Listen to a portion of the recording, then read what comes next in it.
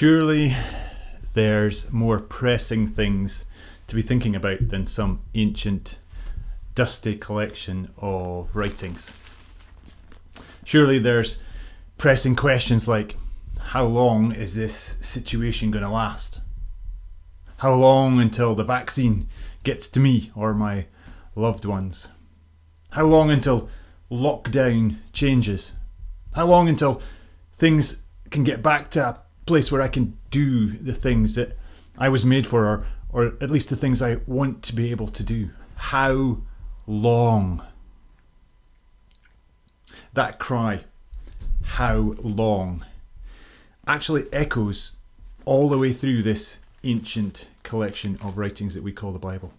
From the very first page, the story is about actually something that is quickly broken. And then repeatedly people cry out to their God. And even right at the end in this letter that we call the Revelation, the cry is the same. How long? As I've wrestled with you and with this letter, what has been revealed, because after all it's called Revelation, is not the date of the end of the world, but instead in a dizzying, multiple layered overload of images, signs, symbols, metaphors, pictures, poems, songs, ideas, are ideas that uncover that there's a reality beyond the reality we might sense. And there, what is revealed is a living creator God who is at work, who hears these cries, and who is acting to put things back together. The writer loves signs, loves numbers, loves his Jewish story, and he loves, it seems, sevens. Seven's an amazing number in the Jewish story, the number of completeness. We've had 7 seals being opened in a scroll that seems to show God's project moving forward and some of the consequences of that. We've had 7 trumpets, so coming from a different angle, and as these trumpets sound again, these consequences are played out. And then now we have a third set of visions, if you like, 7 bowls being poured out. And again, as we've seen before, another set or a repeated set of plagues. This is just, it seems, another angle on the same reality.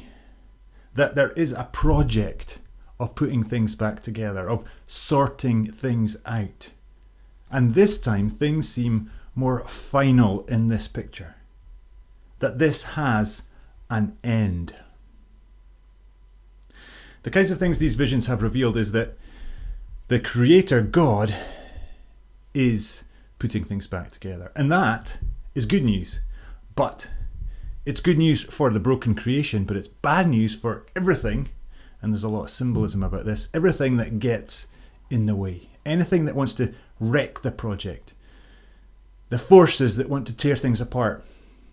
So in these visions we've seen actually not just what it's like for those who hold on and who persevere and who stick with God's project. We've seen what it's like for everything that would attack God's project. And when God deals with that as he has to, it's powerful and it's terrible and it's decisive and it's quick. 2 words that these sets of stories, all these sets of stories use about this God are the words judgment and the words wrath. And we've seen that doesn't mean punishment and torture for naughty folk. Instead, that means trouble for what gets in the way, trouble for the virus, trouble for the cancer, trouble for everything and anyone tangled up in the opposition empire, as the symbolism is, the system that works against and tries to tear apart God's creation project. I keep arguing that this ancient collection of books is made up of hundreds of stories, but at the same time it contains one big story.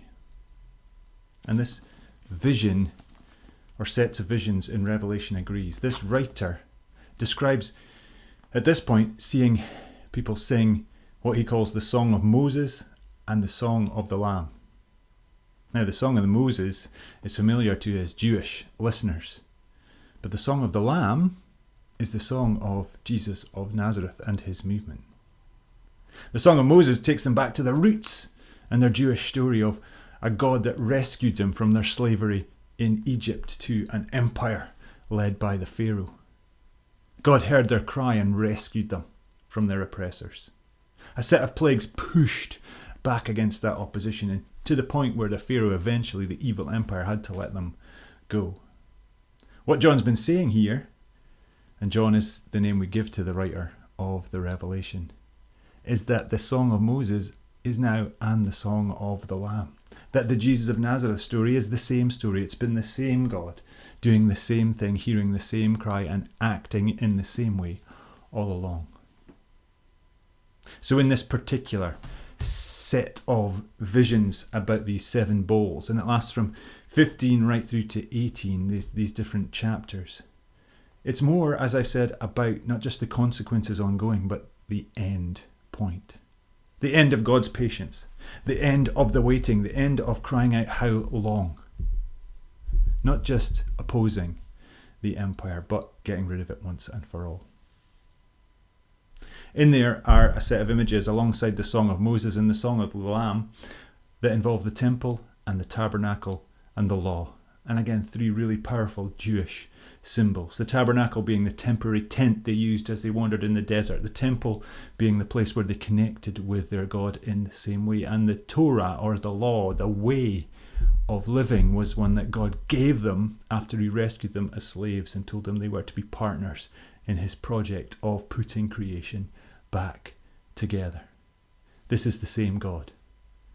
This is the Creator God, the God who is always acting and always present. And that image here is here in the smoke. The presence of God, they would call it the Shekinah, the presence of God. God is here. God is at work. So here in these amazing multi-layered visions, and they're so thick it's sometimes hard to see, in the bowls and the trumpets and the plagues and the seals, that these are never at random.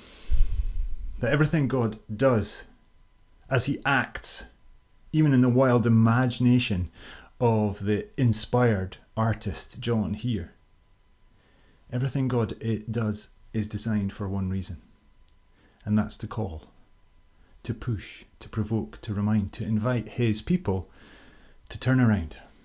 And the word that's used is the word repent. It means to turn around. It means to change and to come back to who you were made to be. Sometimes the layers of these visions are so thick, it's hard to see that all the terrible things that happen are actually still limited, and in some ways they're quite surgical and targeted to the parts of the broken creation that have completely rejected God and are actively trying to wreck what God is doing.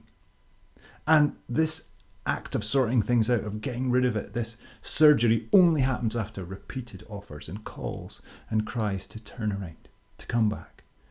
This God doesn't want destruction, but that will have to happen for the parts that are acting and destroying and degrading. He wants everyone and everything to respond, all nations, all people. That's what's possible because of what Jesus of Nazareth did. And he mourns here that there will still, some of them, not listen, not turn around. In the middle of what's going on, an angel messenger calls out, "It is done." Now this is part of the answer to that cry. How long? There will be an end. But there's more going on. There's always more going on, because of course this is a reference to the Jesus story. These are the words that Jesus of Nazareth cried out on the cross as his life and his death and his resurrection somehow dealt with everything that gets in the way of God putting his creation back together. "It is done," says the angel. "It is finished," cries Jesus. The task of getting rid of everything that gets in the way is complete, and now the invitation, the call is there for every person, every nation, every creature, every part to respond. If you want to shock, if you want to provoke, if you want to get a reaction, and all great inspiration, all great art aims to do that, then there's no better way than to exaggerate, and to exaggerate to extremes. And that's what things like satire and parody are built on, and that's why they're so powerful at exposing hard truths. Hard truths about where things are really going, about what's really going on. So when this vision starts to talk about a great prostitute and starts to talk about adultery, the people hearing this letter read out, sheltering in the shadow of the Roman Empire, are not thinking about a sex scandal. Adultery and prostitution in these stories have, since ancient times, been symbols for the relationship between God and his people, and where that constantly goes wrong. The people of Israel are regularly known as the woman. They're regularly called the bride of God. And time again, they're tempted to follow other gods in other ways, fake gods who promise all sorts of things, but in reality are pale imitations of the real, living, creator, loving God. And here's an image of God's people buying into another empire, yet another system that offers them temptations and seductions and promises and will turn out to be fake. Look, what seems dazzling on the surface in this image turns out to be fake on close inspection. Look, she's holding a golden cup, but what's it full of? It's full of filth, the story says. This is about a pale imitation that is destructive and at heart wants to degrade. Offering shortcuts, offering power and status and wealth and information and experiences and things that at the end are actually enslaving, addicting, degrading and destructive. And that's what God has to get rid of. This letter, this revelation is not about codes and about secrets. There's so much in here that's clear or obvious or exaggerated on purpose. There's no doubt in these stories who the Lamb is, Jesus of Nazareth. There's no doubt, really, for John's listeners about who the dragon or the prostitute or Rome or Babylon or the bad empire represent. To his first listeners, the reality is the Roman Empire and that system. That's a reference to the 7 hills. And there's all sorts of references going on. But there's also more going on, because this is about deep truths and realities. The deep truths and realities that all empires, all systems that promise everything, but are really about destruction and degrading and inhumanity, about profit and about slavery, are against, are attacking, are destroying what God is trying to do and will be dealt with. Notice when this image of Babylon is described as falling, the only groups weeping and lamenting are those who lose their self-interest, their profits, their stuff, their slaves. Our cry is so often, how long? But in these stories, in the truth of what is being revealed, another cry is the cry from God. And the cry here is, come out of there. Come back. Turn around. Come back, cries this God. Choose the lamb, not the beast. Choose the bride, not the prostitute. Like a parent to a child. Resist getting dragged in, getting seduced away. Resist the pressure, resist the temptation. It won't be forever, and it's fake. It's false, it's destructive, it's degrading. And the more you give in, the more risk there is that you won't hear the truths of these messages, of these poems, of these songs, of this call designed to spark you out of your daze, out of your stupor, out of your addictions, to shake you out of your ways that are pulling you in the wrong direction. The cry from us is, how long? And the cry from God is, come back before I have to do what I have to do. Blessed is the one who reads aloud the words of this prophecy, and blessed are those who hear it and take to heart what is written.